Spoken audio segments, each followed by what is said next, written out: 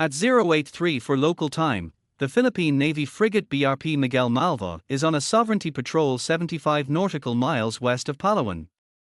Unknown to the Filipino captain, a Chinese Type 056A corvette has been closing for 40 minutes, and the radar on the Chinese ship is about to make the biggest mistake of its career.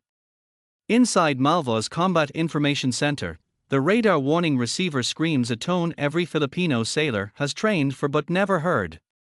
A contact paints the Malva's tactical display 18 nautical miles southeast, closing at 16 knots. Optics resolve the silhouette against the haze, twin mass, low freeboard, the boxy lines of a Type 056A corvette of the People's Liberation Army Navy. The Filipino captain orders general quarters. And the 1MC, the shipwide intercom every sailor on every Navy deck has heard since World War II, pipes general quarters. General quarters through every compartment as watertight doors slam shut. The tactical action officer, the man on watch with the legal authority to fire, calls weapons free for self-defense. The 76mm cycles to ready, and sonar shifts from passive to active, pinging instead of listening, shouting into the dark instead of waiting to hear someone breathe.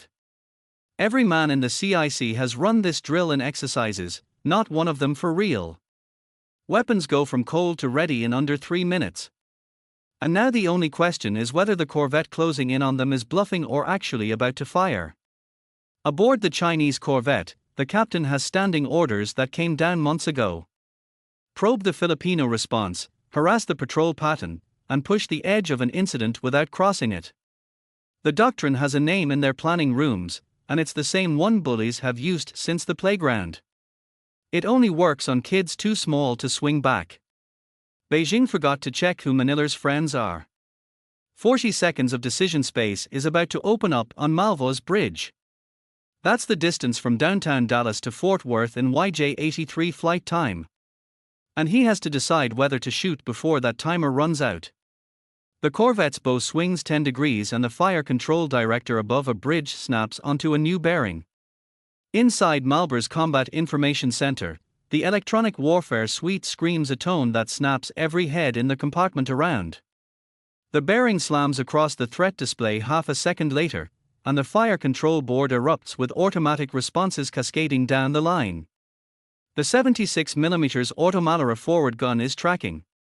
The Meeker cells are warm and the Sea Star launchers are suited and ready. 8 anti-ship missiles, 16 surface-to-air missiles and a 76mm cannon all sit waiting on the call of one man on the bridge. If the Chinese wanted to know what a real shooting war with even a mid-tier US ally feels like, then he's about 10 seconds from finding out. On Malva's bridge, the captain stomps to the centerline window and barks, "Hard right, rudder, all ahead full," unmasking the Sea Star launchers on the starboard quarter and bringing every weapon system on the ship to bear on a single threat axis. The helmsman hauls the wheel over and the frigate heels into the turn, decks tilting 12 degrees as twin diesels spool up to 30 knots. Topside, the Meeker cell weather covers retract on hydraulic motors with a sound like 16 garage doors opening at once. The countermeasures officer preloads chaff binders for the threat azimuth. Every pair of hands on the ship is now doing exactly what it was trained to do. The 76mm forward gun keeps tracking what it is. The Ortomar 76mm Super Rapid. An Italian-built naval cannon weighing 7.5 tons. Throwing 6.44 kilograms shells out to about 10 nautical miles. 85 rounds a minute, radar-guided, switchable between anti-ship, anti-air, and anti-missile roles. The Automalar is the gun the rest of NATO bought because it does everything well and never asked for a raise. What just lit up Malva's threat board has a name. Type 347G Fire Control Radar. The Cassegrain antenna mounted after the corvette's bridge. Search radar sweeps everything in range to find contacts. Fire control radar concentrates beam power on one specific target, generating the precision a gun or missile needs to actually hit. Right now, that beam is locked on Malva. Search radar is a flashlight scanning a parking lot, while fire control radar is a laser sight on a rifle. The flashlight asks, "What's out there?" The laser sight asks, "What am I about to put a hole through?" Locking fire control radar on another warship is the electromagnetic equivalent of cocking the hammer on a loaded gun and pointing it at someone's chest. And the next step on the doctrinal ladder is launching. The Filipino captain's eyes track the weapons board. 16 cells warm, the Sea Star, the 76mm tracking the corvette's superstructure. The firing key sits 2 clicks away from a 4-minute time of flight to the corvette's bridge windows. He's got the legal authority, the tactical justification, and the means. They wanted from the corvette captain, but they didn't get the answer they thought they got from everyone else. And somewhere 400 feet under the South China Sea, something the corvette will never see, never hear, and never live to report is already turning toward her. 40 nautical miles southeast of Sabina Shore, about the distance from Manhattan to Princeton, the USS Minnesota is on day 11 of a routine patrol, 400 feet beneath the South China Sea. 7,900 tons of Virginia-class fast attack with a crew of 135, a $3.66 billion price tag and an acoustic signature so quiet she registers below ambient ocean noise at patrol speed. China is decades from yielding anything in this same weight class. And tonight, she's about to demonstrate exactly why the Pacific is still an American lake. At 0900, she ascends to periscope depth and the radio room printer chatters to life a moment later. The CO and XO crack the flash precedence traffic in under 30 seconds. Plan Type 056A Corvette vicinity Sabina. Shore designated objective contact conduct approach to attack profile. That message rode in on a wire antenna trailing behind Minnesota, and that's how the world reaches a submarine 400 foot down. Subs don't get text messages and they don't have cell coverage at depth. Command sends them long-wave radio on very low frequency or extremely low frequency that punches through hundreds of feet of salt water to a floating wire trailing behind the boat. The Navy pre-stations boats in patrol boxes the size of small countries and Task Force 74 in Yokosuka whispers to whichever sub is closest. On a good day, that submarine is on top of its target inside of an hour. And today is a good day. It's like calling Uber, except the Uber is a $3.60 $6 billion nuclear submarine and the driver shows up at 22 knots from 60 miles away to handle a corvette worth less than 3% of his ride. Minnesota takes turns for 22 knots deep on intercept geometry. The patrol that started as routine has become a hunt. She runs at 400 feet threading the layer. Size of small countries and Task Force 74 in Yokosuka whispers to whichever sub is closest. On a good day, that submarine is on top of its target inside of an hour. And today is a good day. It's like calling Uber, except the Uber is a $3.60 $6 billion nuclear submarine and the driver shows up at 22 knots from 60 miles away to handle a corvette worth less than 3% of his ride. Minnesota takes turns for 22 knots deep on intercept geometry. The patrol that started as routine has become a hunt. She runs at 400 feet threading the layer. Depth where the temperature gradients turn ocean into a maze of acoustic mirrors and her towed array deploys behind her inside a sonar shack. Cold, low lit. Headphones press tight against the ear. The bearing line forms on the waterfall display and within seconds it solidifies into a single contact with a clear acoustic identity. A 500-ton diesel-electric vessel making turns for 16 knots signature consistent with a Type 056A Corvette matching the surveillance track to within 100 yards. One of their Minnesota sonar techs identifies the contact by class inside 3 minutes. He mutters into his headset that finding her is like trying to find the one kid in a hide-and-seek game who can't stop giggling. The chief next to him doesn't laugh. Laughing while someone builds a firing solution is a good way to spend the next deployment buffing the deck. What just found that corvette is 2 arrays working as one. The bulbous nose at the front of the Minnesota is the large aperture bow array.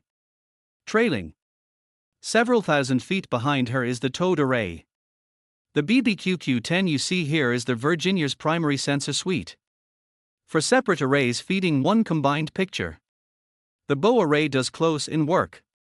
2 flank arrays handle medium-range bearings. And the towed array provides the longest passive ear of any submarine afloat.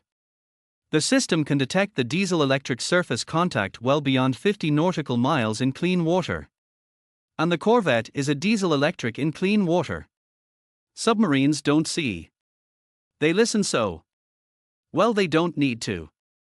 The ocean is loud. And every ship broadcasts a unique acoustic signature, whether the captain knows it or not. Right now, the corvette is broadcasting hers like a brass band marching through a library. And the Minnesota is the librarian. The Minnesota slides west under the layer depth, threading the thermaline like a hand under a blanket. The officer of the deck calls depth changes by the foot. 420, 430 back to 400. Riding the temperature gradient that bends the corvette's sonar pings up and away from. Firing solution or hold and bet that the layer holds. He holds. The second return comes back the same way, bent, scattered, classified as biological. The corvette's operator secures active and goes back to passive listening. Satisfied that his chasing schools of tuna.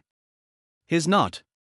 His standing on top of 7,000 tons of nuclear submarine, and his sonar just told him it was a fish.